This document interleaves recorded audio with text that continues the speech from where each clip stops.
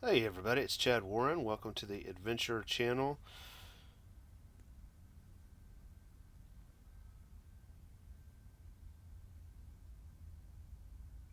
Remember this famous scene from Star Wars?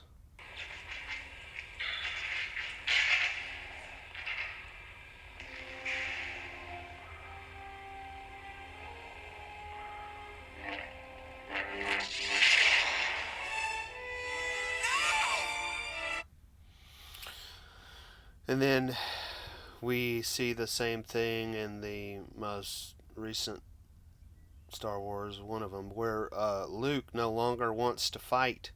Right? He sees that as the solution. So, I've got to change that setting. I happen to be at that point of view today in relation to this video. I like The eyes of the cat. Wells of the Enter the Stars very much. And so he's focusing on this Google Doodle of caffeine that came out earlier in February this year, and the connection between effects of caffeine fatigue and and tiredness. adrenochrome. But what happens is, when you block these receptors, caffeine has a profound effect on most of the other major neurotransmitters, including dopamine, acetylcholine, serotonin, and at high doses, norepinephrine. And this is the key word because norepinephrine is adrenochrome. It's the oxidized version. So I like his analysis, and specifically, for example, he is saying something that I can agree with and see, and it's the ability of the dark occultists to speak to different groups of people with the same language. So that here, I'm drinking coffee right now, and uh,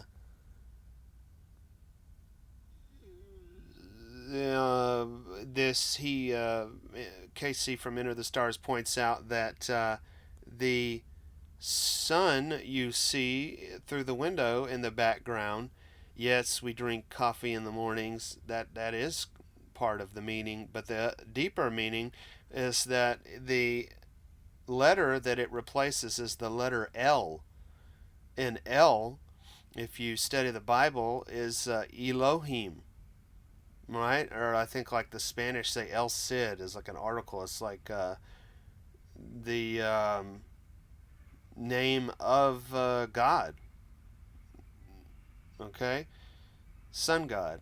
So I would advise you to check this out. But my commentary about this is that the only solution I see to get out of the matrix is to stop trying to get out.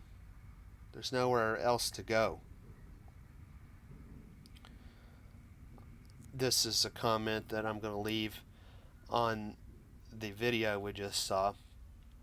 I was looking for a source to support your claim that there is evidence that coffee was used by the slaves to build the pyramids, and I haven't found it yet.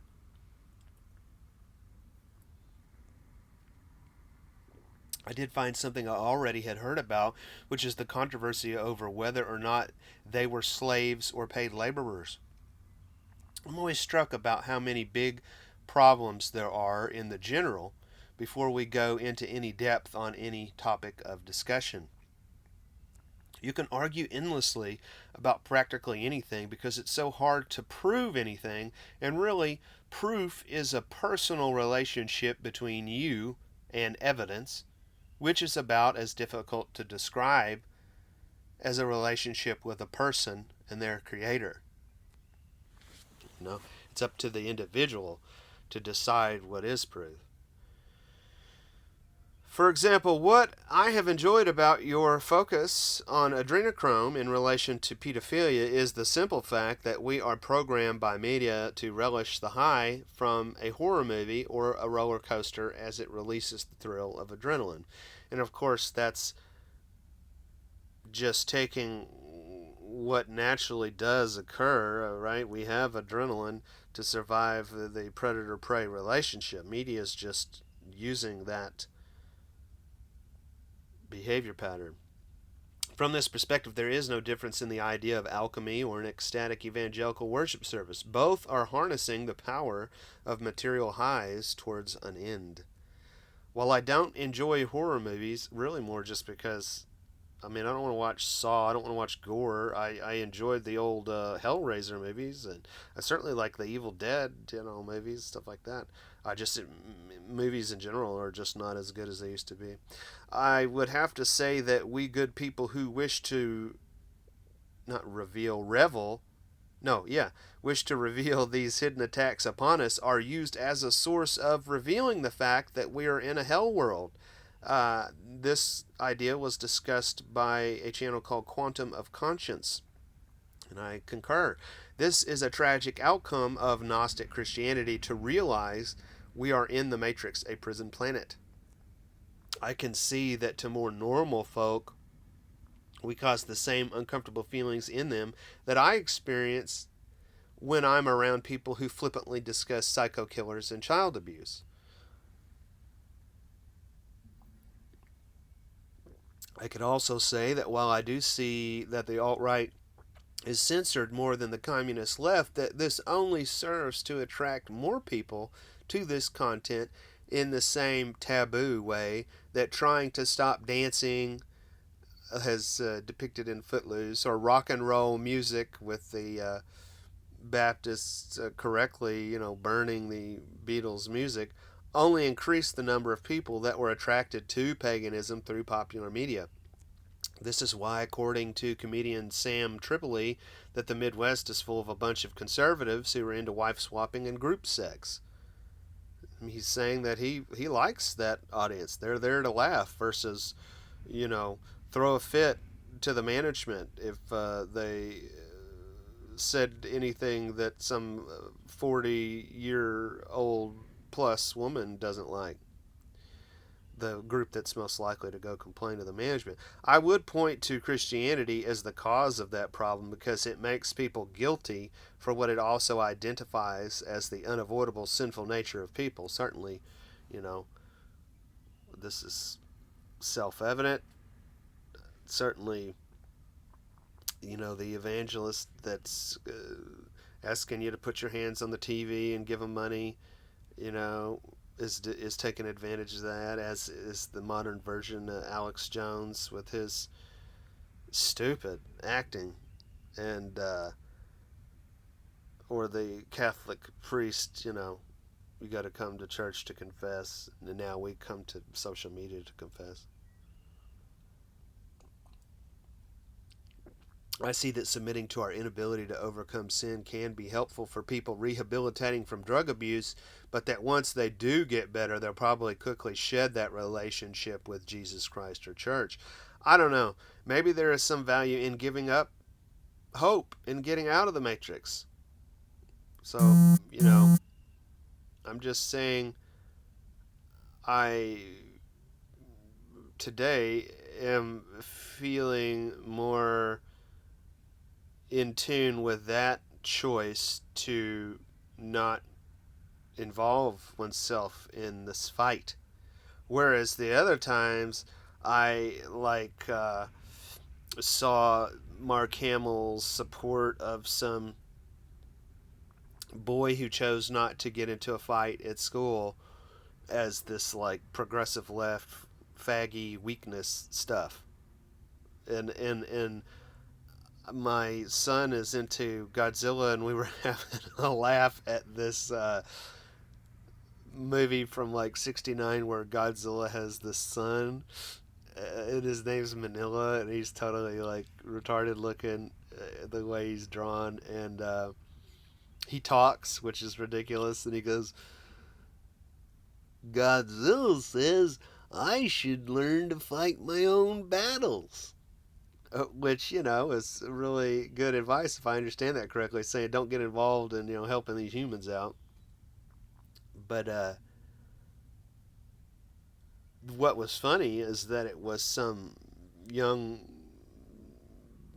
probably teenager person that made the video, and it was amazing to see the changes in popular culture on the value systems to where there is another scene where Godzilla wants his son to be strong by standing up to a bully, one of these other monsters. And so he has him fight, and then when he, can't win, then Godzilla steps in and beats the crap out of the guy. And the young child, through this anti-bullying messaging, was saying, "What terrible advice that you should stand up for yourself." And I was shocked, you know? I mean, I'm very thankful for the traumatic event of the eighth grade where I moved to this public school for the first time, and this younger, chubby guy who was popular on the football team, or trying to be, you know, they were gonna attack me, use me as a way to climb the social ladder. Well, you know, as a person who has had the financial ability because of inheriting money to not have to do things I didn't want to do, I would say that that really has weakened me very much. Seriously, deep effects into my life in terms of holding a job and whatever. So I sure am trying to shore up my ability to both do what I want to do, but to deal with people that I can't stand, because as an individual focused person, I mean, I understand acutely that it doesn't matter. If you only focus on what you want to do, right? I can't stand people that are manipulators of other people to get what they want, but you certainly should uh, be aware of how to move the other pieces in the slide around tile puzzle in order to, find the picture that you want to find. Tracy Twyman shows in her research of the Mithras cult that not even the super wealthy people that created and or believed in those myths felt there was a way out, which is why they depict a person becoming a god of one world only to come out of the ground in a new world that is the same trap similar to the Ouroboros Casey has described in this video. It appears that even the dark, powerful spirits that have to go through humans in order to access or overcome the God power, the creator power, the source of creation, even fail in this regard. Let's say you wanted to reduce the amount of material addiction to titillation. Well, that would drive you down the path of a Buddhist monk who meditates. And now we're talking about increasing your chi through non-action in the physical. Polarity, or the illusion of opposites, is what causes what we call life to exist, because it only exists in relation to a spirit life beyond. All there are paradoxes. That was exactly the moral of the first time I did LSD at 18, and it's exactly the way I feel today, much more sober at 42.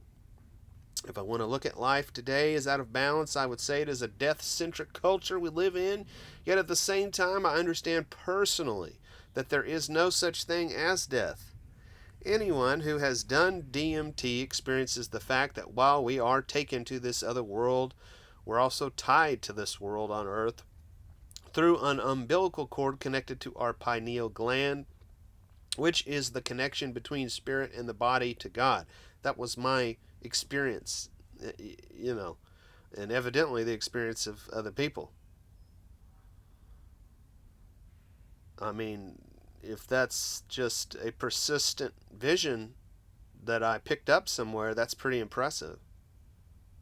Jesus Christ, the man and the myth, may have ascended to heaven, but anytime we experience eternity in us while living, Jesus Christ has risen.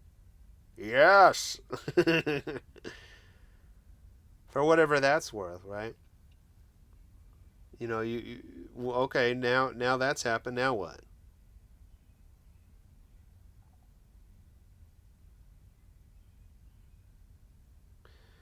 All I can think to say there is that's the what I'm trying to figure out is how do we harness this energy of coming to understanding, new understanding, which itself is a high.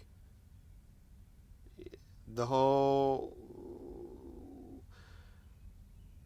reason we keep watching these videos about some conspiracy that has been deocculted is to experience that epiphany. Aha! The light bulb, my pineal gland has been activated. It's no difference than somebody that's snorting coke. I mean, in some regard. Obviously, you don't want to have to go through toxic chemicals to do what you should be able to do. Like you have a runner's high, right? They're experiencing that. Perhaps that is a more healthy addiction, although running on concrete is going to destroy your body. Anyway, so. But yeah, I would like us to form a coalition of radicals towards devising a new, sane, center balanced culture uh, that has real world outcomes, that answers problems of how do we deal with a kleptocracy, right? A rule by pirates and thieves. It doesn't seem you can go through the established system if it's created and or corrupted by thieves, does it? Thank you.